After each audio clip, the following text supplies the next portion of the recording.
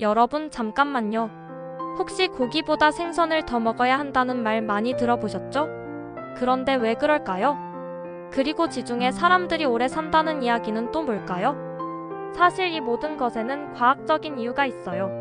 지중해 지역 사람들의 식습관이 심혈관 질환, 치매, 당뇨병 예방에 놀라운 효과가 있다는 연구 결과들이 계속 나오고 있거든요. 오늘 제가 알려드릴 지중해식 식단의 비밀을 모르신다면 건강한 노후를 위한 중요한 기회를 놓치실 수 있어요. 안녕하세요, 슬기로운 노후생활 가족 여러분. 오늘은 전 세계 영양학자들이 인정하는 가장 건강한 식단 중 하나인 지중해식 식단에 대해 알려드릴게요. 특히 시니어분들에게 어떤 도움이 되는지, 그리고 우리 식단에 어떻게 적용할 수 있는지 자세히 설명해드릴 예정이니까 끝까지 함께해주세요. 첫 번째로 지중해식 식단이 시니어에게 왜 좋은지 과학적 근거와 함께 알려드릴게요. 지중해식 식단은 그리스, 이탈리아, 스페인 등 지중해 연안 국가들의 전통적인 식습관을 말해요. 수많은 연구에서 이 식단이 심혈관 질환을 30% 이상 감소시키고 치매 위험을 40% 정도 줄인다는 결과가 나왔어요. 특히 시니어분들에게 좋은 이유가 있어요. 첫째, 심혈관 질환 예방에 탁월해요. 올리브유의 단일 불포화지 방산과 생선의 오메가3 지방산이 혈관 건강을 지켜주거든요. 둘째, 뇌 건강과 치매 예방에 도움이 돼요. 항산화 성분이 풍부한 채소와 과일, 견과류가 뇌세포를 보호해주죠. 셋째, 당뇨병과 비만 예방에 효과적이에요. 정제된 탄수화물이 적고 식이섬유가 풍부해서 혈당 조절에 도움이 됐거든요. 두 번째로 지중해식 식단의 핵심 5가지 원칙을 알려드릴게요.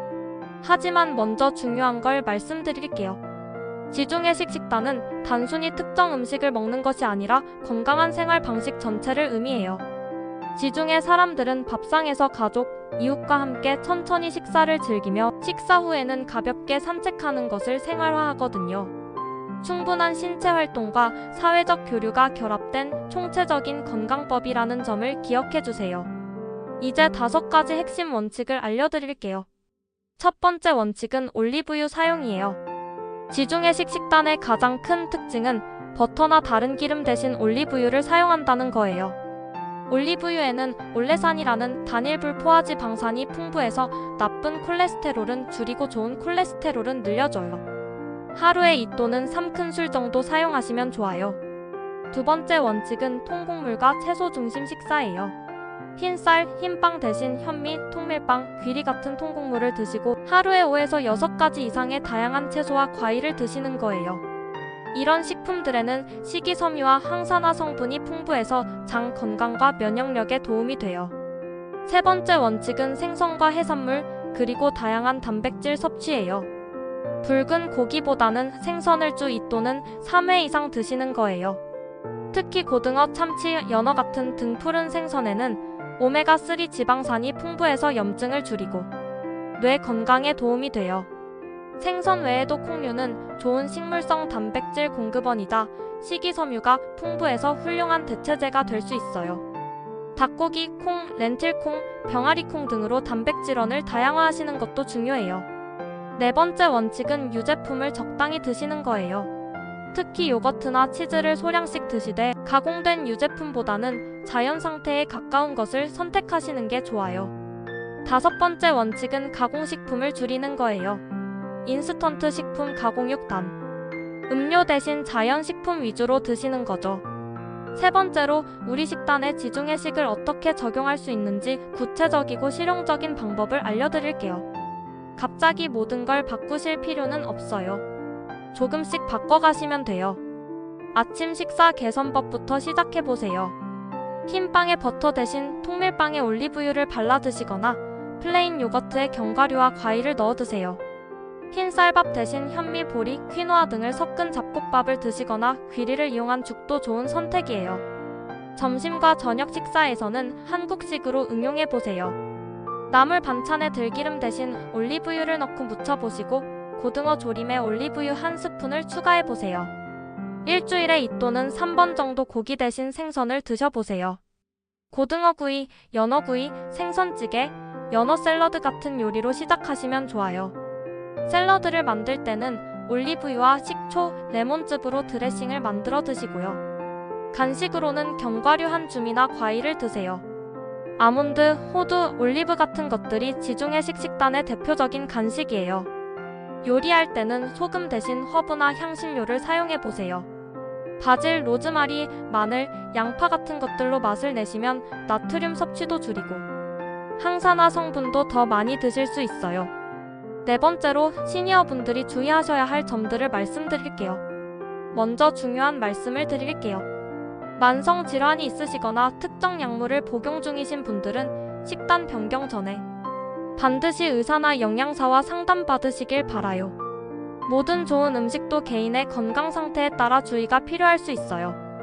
생선 알레르기가 있으신 분들은 생선 대신 콩류나 견과류로 단백질을 보충하시면 돼요. 견과류를 드실 때도 주의하세요. 견과류는 칼로리가 높아서 하루 한 줌 정도만 드시는 게 좋고 견과류 알레르기가 있으신 분들은 피하셔야 해요.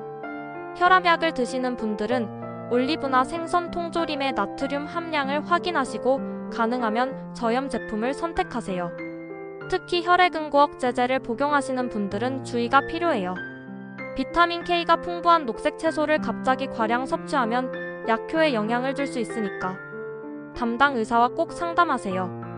소화기가 약하신 분들은 갑자기 식이섬유 섭취를 늘리면 복부, 팽만감이나 가스가 생길 수 있으니까 천천히 늘려가세요.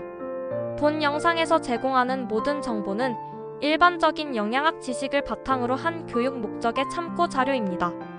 이 정보는 개개인의 건강 상태나 질병의 진단, 치료, 처방을 목적으로 하지 않으며 전문 의료진의 진료나 영양사의 상담을 대체할 수 없습니다.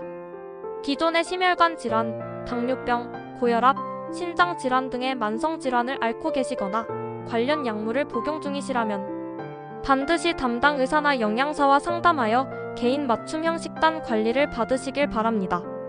특히 혈액응고억제제를 복용하시는 분들은 오메가3 보충제나 대량의 생선 섭취 전에 의사와 상담하시고 알레르기가 있으신 분들은 해당 식품을 피하시길 바랍니다.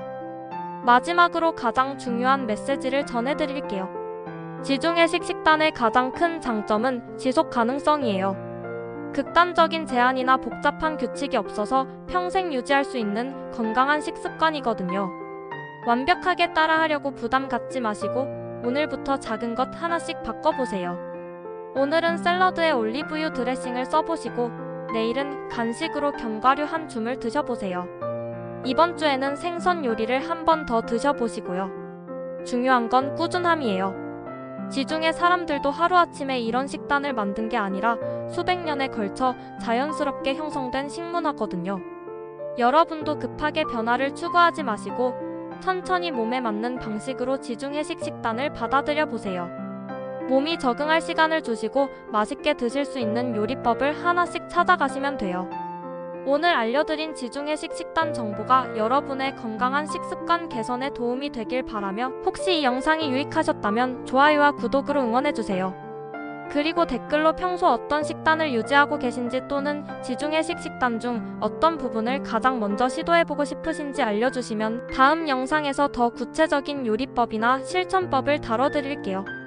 여러분의 건강하고 맛있는 식단을 응원하며 다음 영상에서 또 만나요. 감사합니다.